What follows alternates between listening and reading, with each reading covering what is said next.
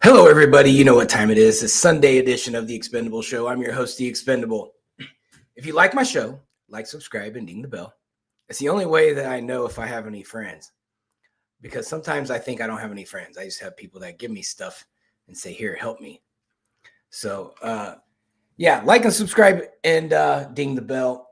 And this episode is brought to you by Gatsby Trading Solutions.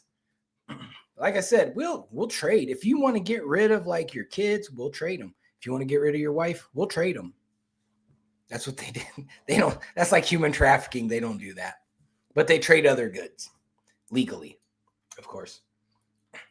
So let's get into our stats, and then we'll get into our stories. For those of you watching for the first time, that's basically what I do. There's certain statistical things that I keep track of that our markets are affected by.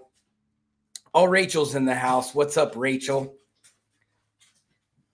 It's always nice when we get our armed force veterans in the comment section. It's my favorite part. So the Doge website hasn't changed at $206 billion, which is $1,279.50. Hey, there's Bonnie. What's up, Bonnie? We got a lot of drama going on your way, Bonnie. I'm about to jump into that in the morning. See what kind of problems I can stir up. But on the debt clock, Doge has us at $641 billion in savings. Obviously, it's drastically slowed down since Elon's left, but it comes out to $5,713 per taxpayer. Rachel's grilling out. You better send me something or whatever it is. I bet it's a steak. You're grilling out some steak today. Better send me some. Our gas prices. So let's talk about the gas prices real quick. We are down. We were at 320 last week. We're at 318. We're still not, we're not in that ballpark that we're not in that ballpark where I thought Trump would have us. So I'm a little discouraged on that because I want to see that number. Like here in Locust Grove, I don't care, Locust Grove, Georgia, where I live. And I can literally tell you we have the cheapest gas in probably the surrounding 5 states.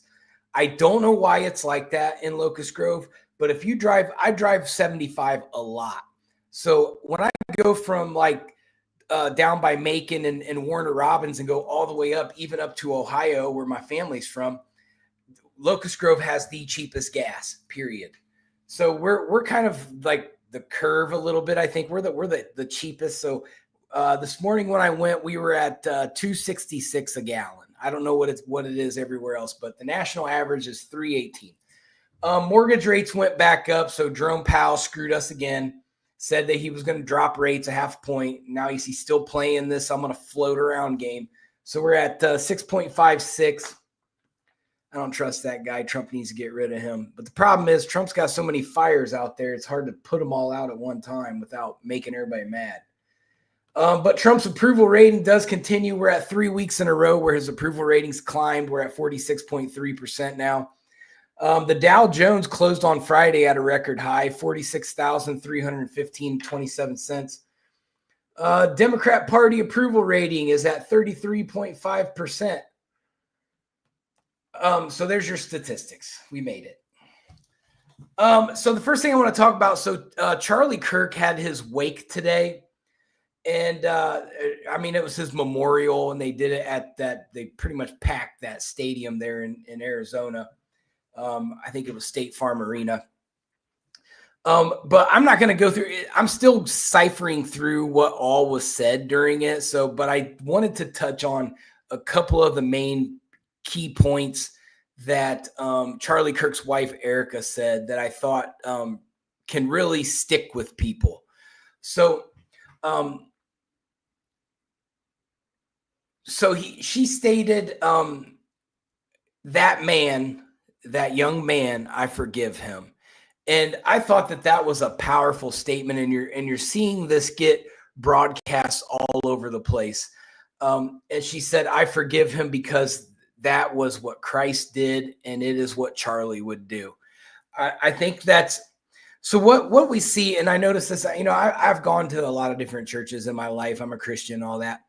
But what I see is a lot of people that go to church and they sit there and they listen. They listen to the gospel. They listen to the message. They talk to their pastors. They do, they do all these things, but you're not really seeing them put it into practice. So when I see that Erica Kirk, in my opinion, as a human, has every right to be mad at the world. Every right. However, she's not doing that. She's taking the gospel and she's putting it into practice, saying, God does not want me to hate this man, no matter what he did to my husband. God wants me to forgive him. This is probably a very, very difficult thing for her to say and for her to admit to herself. And I'm sure she's probably prayed on it ever since. So we need to get back to that as Americans, those of you out there that practice Christianity or even Judaism or even Islam. So like we need to get back to putting the word into practice. And I've been spending a lot of time in the last few years doing that because I went through a really bad, separation from my last wife, and it took a toll on me. And so I had to really, like, instead of like letting my emotions get to myself and freaking out and going crazy, I had to like take in the word and put it into practice. And it was very, very difficult. But I'm in a better spot now because I identified that there could be issues, and I went and put it in God's hands, and he took care of me. And that's what we're supposed to do. We're supposed to take those worries and dump them on God and let him take it from there. It's really that easy, but it's hard when we have to deal with the human side of ourselves. But yet we are given free will. So we have the will to either crash out or move forward. And, so I think Erica Kirk's message out there of peace and forgiveness is the correct message in this moment. And I think, I hope that it'll help put a lot of people at peace over this. That's right. We grow and we pray and we change. That's all we can do. And there's going to be naysayers, and we're going to have to absorb that in and not reflect it back to them. So, that's what we're seeing in the world right now. A lot of naysaying, and we just need to, put the pride aside. The pride's just a hurdle. It's an object. You're exactly right, Rachel. And we've got to just say, okay, let's just conquer the obstacle. We don't have to let that obstacle define us. She also said, I told our lawyer, I want the government to decide this, which she's talking about the Tyler's fate. And then she said, I do not want that man's blood on my ledger, because when I get to heaven and Jesus is like, an eye for an eye, is that how we do it now? And that keeps me from getting into heaven and being with Charlie. So I thought that she's did a very good job of explaining her position and saying, look, this isn't what Charlie would want, and this is not what Jesus would want. And I have to go by what is right, not about what my feelings are feeling at the moment. That's hard. That'd be a hard thing. Somebody, killed my spouse. I would have a very, very hard time with forgiveness. I would have to do hours a day of praying on it. It'd be a difficult thing. But I think Erica Kirk is being very, very, she's taken the reins as a leader, and we're seeing it right before our eyes. So I'm very happy to see that. And that she's doing it in a positive way. So next, like I said, there's more of that. I have to go through all the transcripts of everybody that said everything, and it just ended. So I just kind of caught some of I had to use the AI to tell me the key points. Not gonna lie, I cheated. No research involved. I just said what happened, and it told me. So now we're going to talk about Trump and Bondi's beef. There is something brewing there. Now, I don't want to come out and say that it's a serious thing, but this is the second time that we've kind of seen President Trump take a shot at Pam Bondi. in the first 8 months. So President Donald Trump put the heat on Attorney General Pam Bondi Saturday, demanding the prosecution of a list of adversaries in a social media post that he quickly deleted. In a now deleted True Social post, the president called for charges against former FBI Director James Comey, Senator Adam Schiff, and New York Attorney General Letitia James, and said that Bondi's all talk, no action. And then he was talking to himself. He said, Pam, I have reviewed over 30 statements and posts saying that essentially same old story as last time and all talk, no action. Nothing is being done. What about Comey, Adam Shifty Shift, Letitia? They're all guilty as hell, but nothing is going to be done.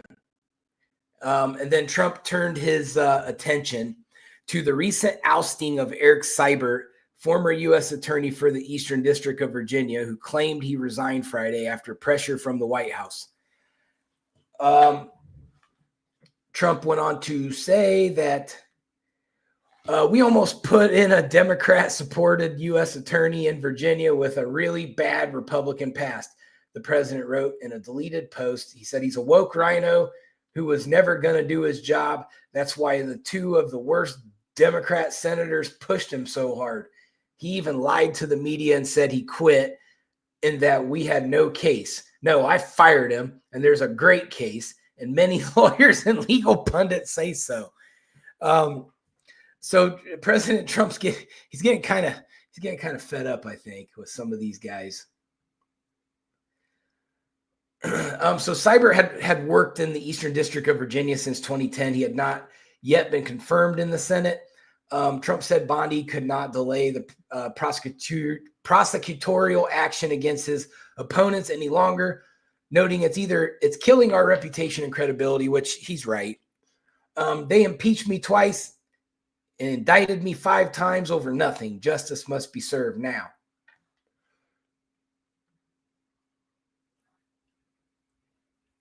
Right. About an hour after True Social post was sent, that's interesting. About an hour after True Social post was sent and then deleted, the president sent out a much more amiable post commending Bondi and her careful work over the last 8 months. So I'm going to give you my theory once I get through all this information. Pam Bondi's doing a great job as Attorney General of the United States, Trump wrote on his post right after that. She is very careful, very smart, loves our country, but needs a tough prosecutor in the Eastern District of Virginia. Like my recommendation, Lindsay Halligan, to get things moving. What we don't need is a Democrat-endorsed Republican. So I see what's happening here, but we'll talk about it here in a second. Trump departed the White House for an American Cornerstone Institute Founders Dinner, and he was asked by reporters whether he was upset with Bondi. He said, no, I just want people to act. They have to act, but now we want to act fast. You know, they were ruthless and vicious. I was impeached twice. I was indicted 5 times. It turned out to be a fake deal. And we have to act fast one way or the other. One way or the other, they're guilty. They're not guilty. So I see what he's saying there. We have to act fast, and if they're not guilty, that's fine. If they are guilty or if they should be judged, they should be charged, and we have to do it now. So Trump said he would be nominating Halligan to be the prosecutor in Virginia. She will be fair, smart, and will provide desperately needed justice for all. So what is happening here? Bonnie, you're kind of onto something with this, because this sounds like what happens with every politician in Kentucky. You have all these conservatives, but they're all in bed with the Democrats, and the Democrats love them, and the conservatives just do whatever the Democrats say and make it look like it's a red state. But really, Kentucky's a blue state that has a bunch of red voters, and they don't really understand what they're voting for. So that's kind of what happens there in Kentucky there. But party lines aside, what I've already seen CNN and MSNBC's already tried to spin President Trump's statements. So yes, so you have to look at it as President Trump, with some of the reversing and the dismissals that have happened, he believes that he is a victim of illegal prosecution. that's up to the courts to decide. And he's right. If he wants to contest that, he has every right as an American to contest that. I do believe that there's ample amount, just like with the Fani Willis and here in Fulton County, here in Georgia. For one, they should never let Fani Willis ever echo the words RICO ever again. Fani Willis destroyed that RICO case with President Trump, and then she destroyed the Young Thug case. And basically, you spent all that time and money on a RICO case to convict Young Thug's whole YSL group, and like nobody really got any real time out of that. It was all a giant waste of time, and it was to get her headlines. It's the same thing. And then come to find out, like half of her investigators were sleeping with the witnesses. Like it was a giant disaster. They had to throw out half of that stuff. And it's the same thing with President Trump's situation. They utilized information that wasn't quite accurate, and they twisted it, tried to call it a RICO case. It wasn't even a RICO charge, for one. So it ended up backfiring in her face. And then you have the whole thing with Letitia James and the real estate fraud case. I covered that in depth a few months ago after everything. I've spent a lot of time reading law, and I discussed it with several of my law friends, and they just don't understand it, of how it turned out like that. Sounds like your former marriage. We won't talk about that, Rachel. But the real estate, so it came down to the valuation of Mar-a-Lago. So what Letitia James did was she overstepped her boundaries when she prosecuted that, when she indicted it, because the value of a property is only considered when someone offers money for it. So they can say it was only worth, I don't remember what they said, like $10 billion or $10 million or $100 million or something. Trump said it was worth $1.4 billion. Okay, well, is Trump going to accept $100 million purchase price for that? No. Is he going to accept a $1.4 billion purchase price for Mar-a-Lago? Probably. So it all comes down to what the buyer's willing to pay. If Trump overvalues Mar-a-Lago, let's say it's only worth $900 million. No one's going to buy it for $1.4 billion unless they really, really have a vested interest in the property.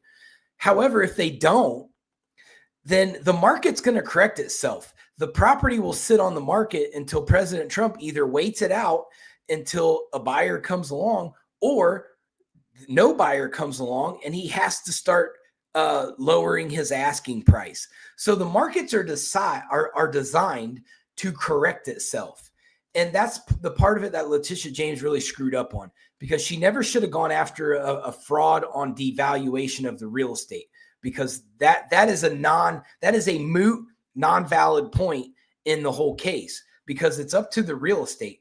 And also Trump didn't owe anybody any money. He was on time with his payments. Nobody was frauded. Nobody was defrauded in that situation. The bank even came forward and said, "There's no smoke here. I don't understand why you're charging him with this. There was no crime." But she came out and said, "Well, he's trying to claim he's worth billions of dollars."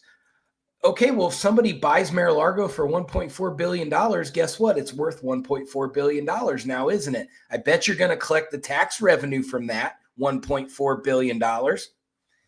So, it was a bad deal. So Letitia James should probably be punished for that, simply because I think it was unethical that she did that. I think she violated a lot of ethics in that situation. Same with Fani Willis. And that's just, being real. It is what it is. And then, with the whole, well, we won't get into the rest of that. The rest of it's a disaster too. So we're going to talk about some of the hypocritical statements. So Jimmy Kimmel got fired this week. I'm not a Jimmy Kimmel fan. I know one of my friends here in Atlanta that I was in the music video with, she produces some of Jimmy Kimmel's stuff. But I'm not a fan of Jimmy Kimmel. I think at one time he was funny, but I think at some point he got so political that he forgot to be funny. And so I just don't understand why these guys do this at late night. Late night used to be funny. and now it's not. Now it's turned into like this ultra super like bashing all the time. So I don't even watch it. Of course, I get up at 4:00 in the morning, so I'm never awake to watch late night talk shows anyway. But so for one, we have to look at it. Jimmy Kimmel's ratings were really bad. And so there's a lot at play here. When a lot of people out there are saying, well, this is a freedom of speech thing. Jimmy Kimmel should be able to say whatever he wants. Okay, so yes, that's true. Jimmy Kimmel should be able to say whatever he wants to say. If he wants to say vile and evil things about Charlie Kirk's death, he has every right to do that. However, when you work for a company and you're saying these things on company time, that changes the game, because the workforce is not a democracy. The workforce is a dictatorship. It has been since the beginning of time. When you work for an employer, you work under their policies and procedures, not the United States government. Yes, you have absolute constitutional rights in the workplace. However, there's additional work rules that if you do not follow them, you can be terminated. So Jimmy Kimmel, when he puts statements out like that and he starts to lose ratings, that makes the network lose money. So this is a monetary decision. They want to say that Trump's making this happen and the conservatives are making this happen. No, it's exactly what happens when you make a mistake on TV. Your ratings go down, the network's money goes down, and now pretty soon, and Jimmy Kimmel was expensive. He has a very, very expensive contract. So if Jimmy Kimmel's contract costs more than what the TV show is providing, guess what? You are now a financial liability to the network. So it's not about, Jimmy Kimmel can't say whatever he wants. He can say whatever he wants, but there are consequences to the things that you say, to the things that you post. It's the same thing as when the teacher says, I'm glad Charlie Kirk's dead. Do you want someone who advocates for death to be a teacher to your children? Probably not. And like I said, I like Charlie Kirk, but I'm not fully educated on him. He kind of pandered to the college kids, and that's not my age group that I pay attention to. But I mean, he's on TikTok. Like every other video I scroll past is a Charlie Kirk video. So I mean, I do support a lot of the things that he did say. I do support family units. I do support fixing our education system. I do support just overall being kind to people. I support religion. There's a lot of things that I support that Charlie Kirk did. So, I think overall that Charlie Kirk was a pretty decent human being. Now, some of the videos that I've seen that they're saying, oh, he said this. And then I found out that, well, these are just cropped videos and like the rest of the context isn't even added to it. So I had to really kind of do some digging on it and make sure that I knew what I was talking about. And it's just like what Rachel said, just do your job. That's all. That's all. My dad says it's gas is $3.09 and back home where he's at. So we're still a lot cheaper. But I don't think Jimmy Kimmel is a horrible human being. I think he made an error in judgment, and it's going to cost him his job. And that's just how it is. I say some bonehead things at my job. Guess what? I'm probably going to get fired too. But I'm smart enough to make sure that I say the right things. I don't disrespect people. I don't, pick too much of a side. However, if my boss was to watch my podcast and he said, hey, that's not a representation of our company, we can't employ you anymore. Guess what? I can be fired because I am a reflection of the company.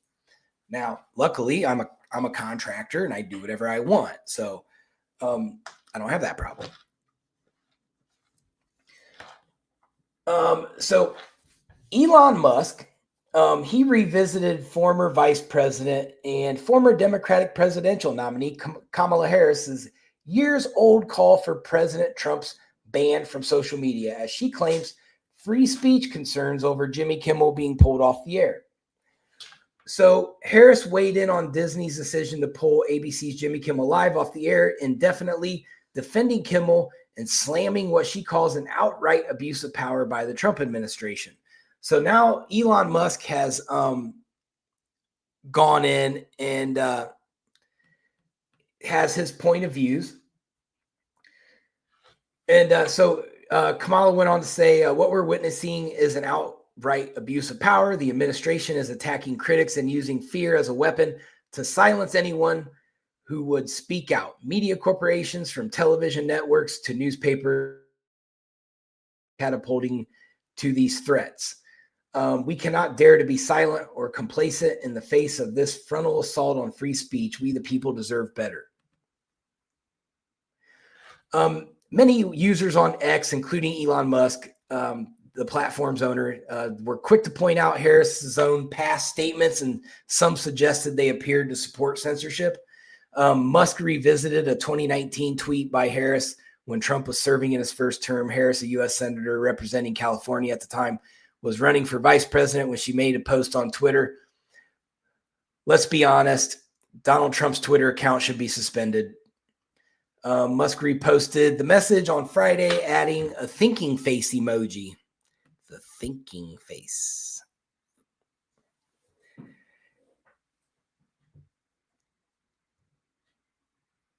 There's there.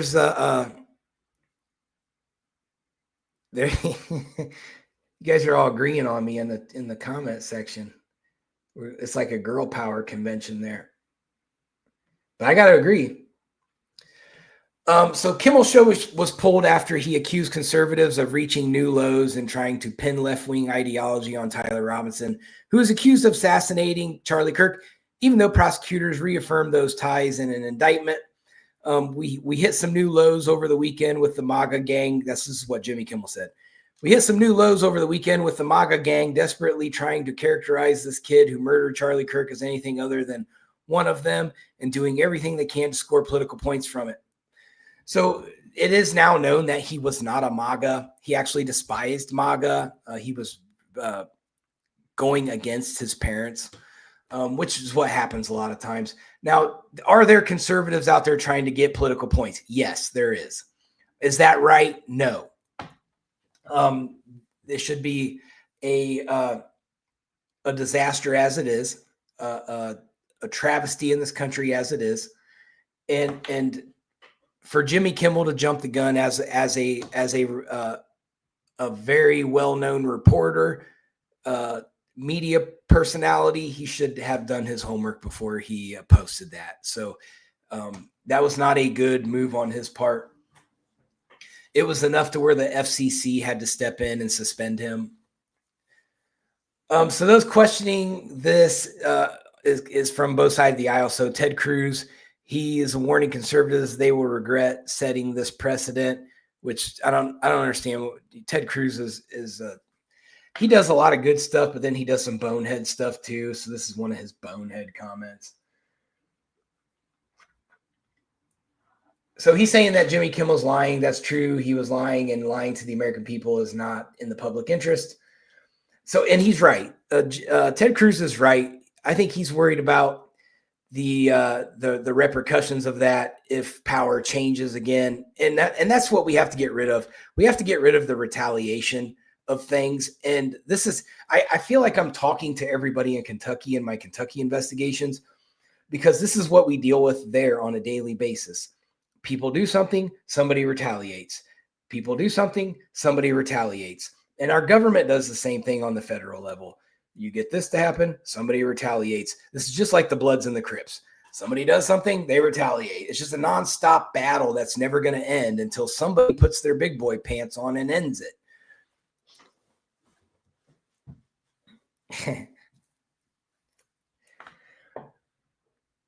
So the FCC chair, Brandon Carr, who, when Trump nominated him, I looked into him, and he has a phenomenal track record. He's a phenomenal human being.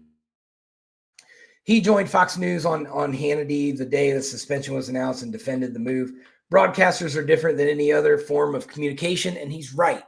So there actually is a difference, like between, I don't have to follow FCC rules as a podcaster, but when I'm on the news in India, I do have to follow the FCC rules because that's an internationally broadcast. So if they broadcast in the United States, I fall under FCC rule, which I don't ever do anything risque on international TV, so I don't worry about it too much. I mean, I do have to like kind of be more down the middle on things because I don't want to, take the viewership too far right on things.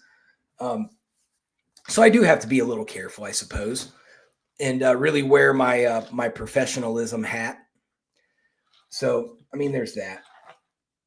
So, so Nexstar and Sinclair is who owns the rights to Jimmy Kimmel Live. Well, they're kind of, there's a merger and a buyout happening between those two right now. So those stations acted appropriately, saying they were standing up to serve the interests of their community. So they basically recognized that there was an issue with Jimmy Kimmel, and they went ahead and terminated him. Said over the years, the FCC walked away from enforcing that public interest obligation, which is how all of this got out of control, is because at some point, I don't know when, I'd have to go back and look, but at some point, the FCC in the past allowed this crazy lunacy to take over our media. And it happens on both sides of the fence. I don't want anybody to think that it's only a lefty thing. It's a lefty and righty thing. And they both do it. So I think this is a good move, a good step in the right direction where the FCC can get their power back and take back control over the craziness that happens on major news airwaves.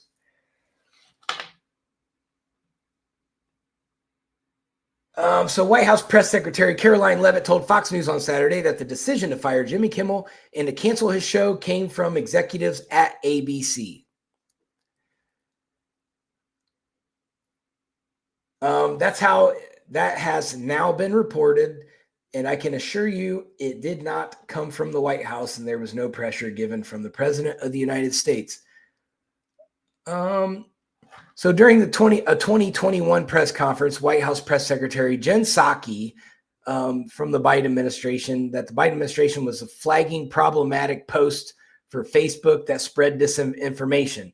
In August 2024, just ahead of the presidential election, we know that to be true because Meta CEO Mark Zuckerberg came out and admitted in a letter that the Biden-Harris administration pressured Facebook to censor Americans. So there is a difference between free speech for media outlets, and there's a difference between free speech for Americans who are not media outlets.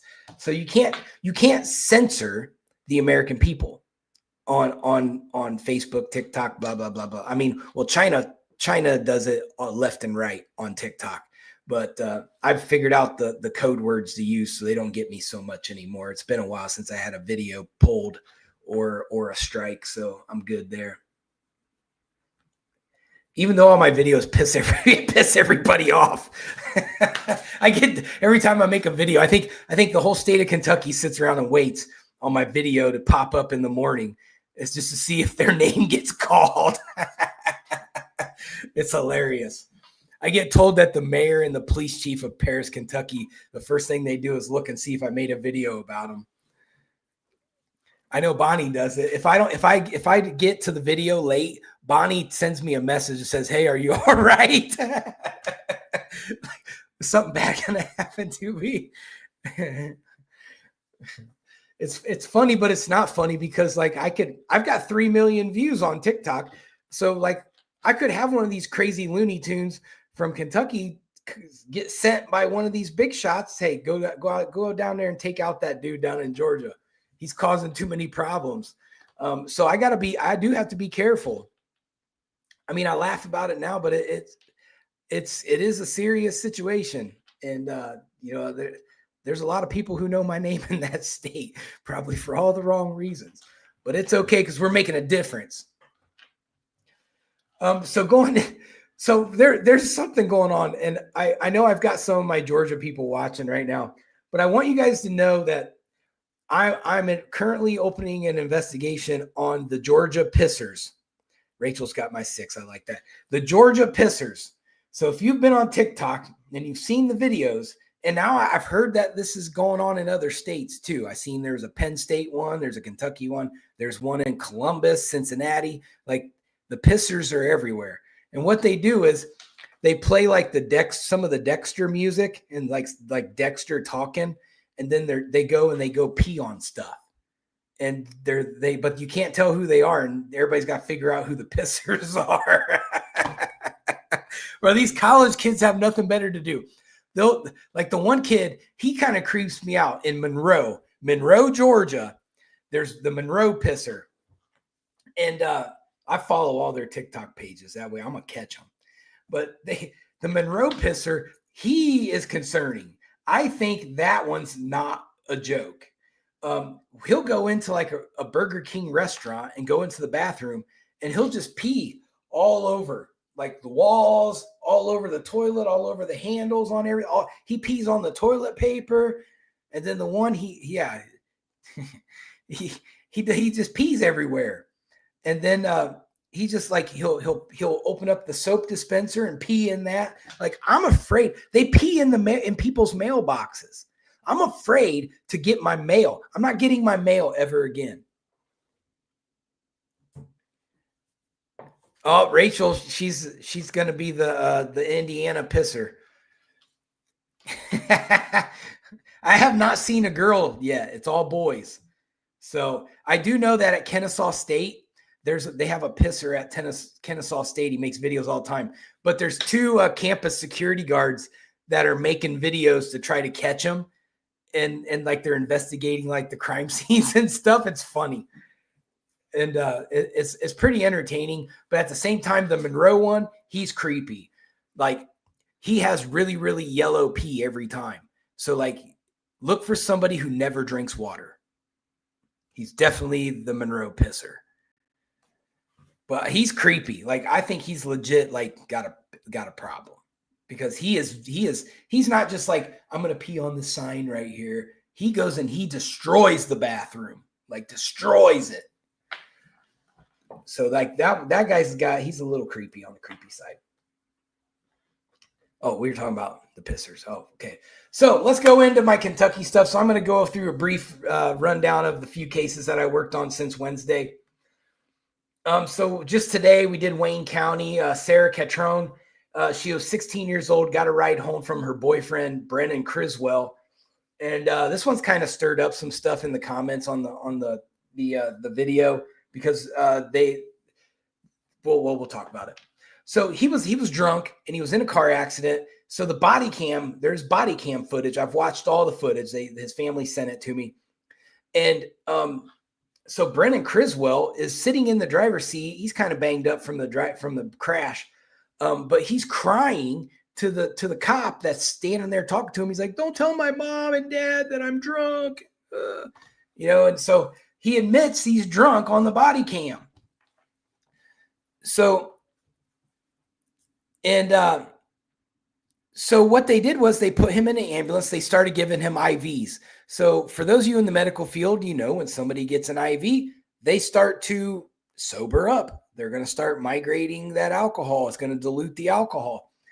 So then he gets to the hospital where Brennan Criswell's aunt was working at the time.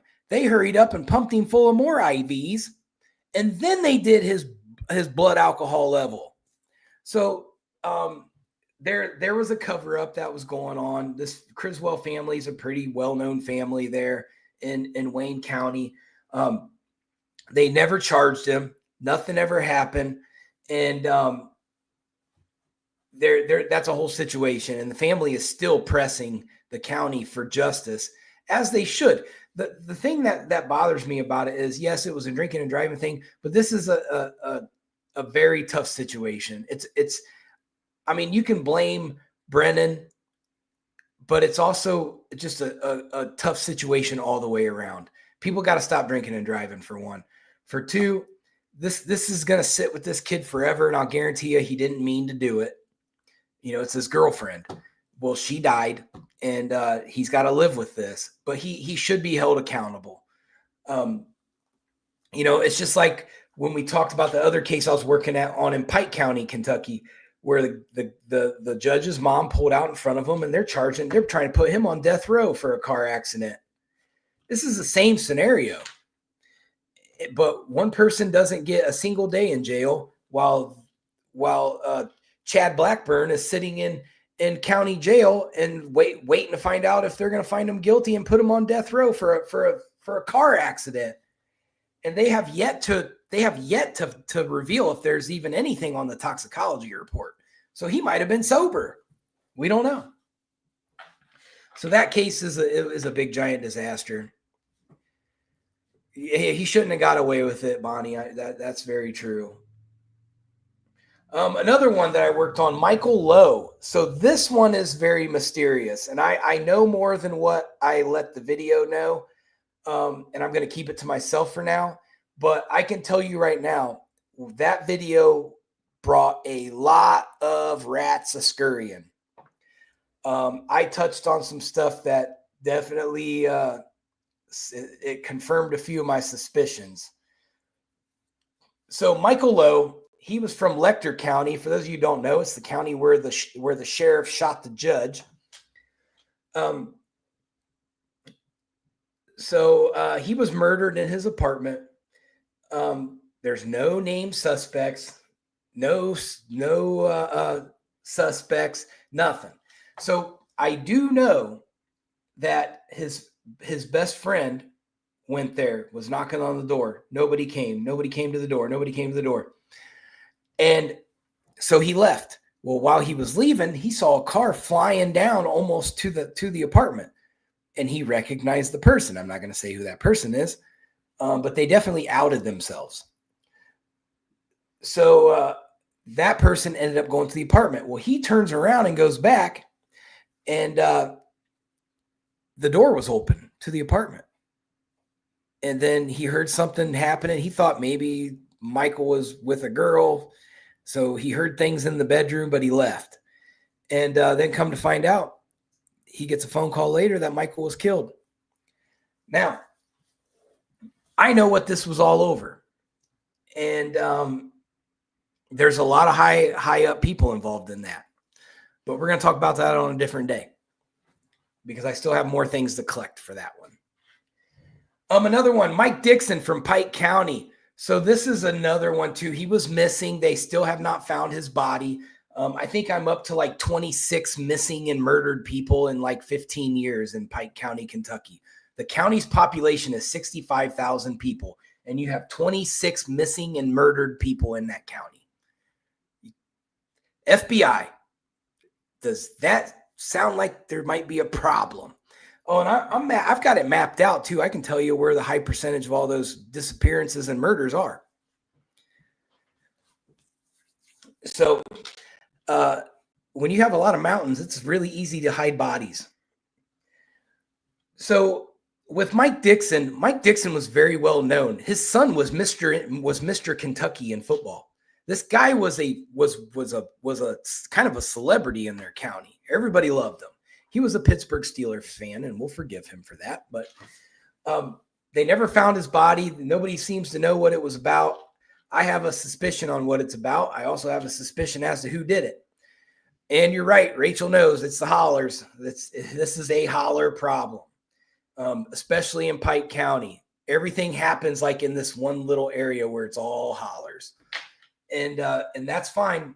And those guys are tough as nails up there too. They want to make you disappear. They're going to make you disappear. And some of them guys up there are getting nervous. I get like we talked last time. They would like to see me go away. So I'm going to stay away from the hollers for now. I got some holler friends, but I ain't no holler rat like Randall Weddle. He's old. He got a little holler rat in him still. Bonnie will tell you. He brags about it all the time. But there's still a lot of stuff going on. I've still got more Paris, Kentucky stuff to do, which that one's really turning interesting because there's a twist that I was made aware of today that I'm going to be exposing. There's also with the Randall Weddle impeachment. He's appealed his impeachment. That is going to a judge who Andy Beshear's dad, Steve, appointed, which Steve Beshear was the governor of Kentucky. Andy Beshear is the current governor of Kentucky, which Randall Weddle donated over $500,000 to. So he goes and gets a lawyer that his daddy, that Andy Beshear's daddy appointed. There's a conflict of interest here. There's money getting funneled to the Beshears. The Beshears hooked them up with daddy's lawyer. There's a conflict of interest. This lawyer's got to go. We're not letting that happen. Yeah, exactly. They're going, nothing to see here. Nobody will ever find out that this is one of the Beshear's lawyers and judges. So yeah, we're gonna stop that. This judge is not going to hear this case. We're going to get so loud with it. He's going to have to recuse himself, as he should, because this is an ethics thing. But there we are, fighting another battle. Just when I think I'm done with London, Kentucky, something else happens. I'm trying to get everybody out of my way so I can actually drive through Kentucky and I can go visit my family in Ohio someday. I'm pretty sure the KSP is going to stop me as soon as I hit that state line. But we'll see what happens. I need to get some allies at the KSP. But that's my show for the day. I hope everybody enjoyed it. We're going to be back on Wednesday at 7. Everybody be safe out there. Watch out for crazy, loony politicians. I'm out. Peace.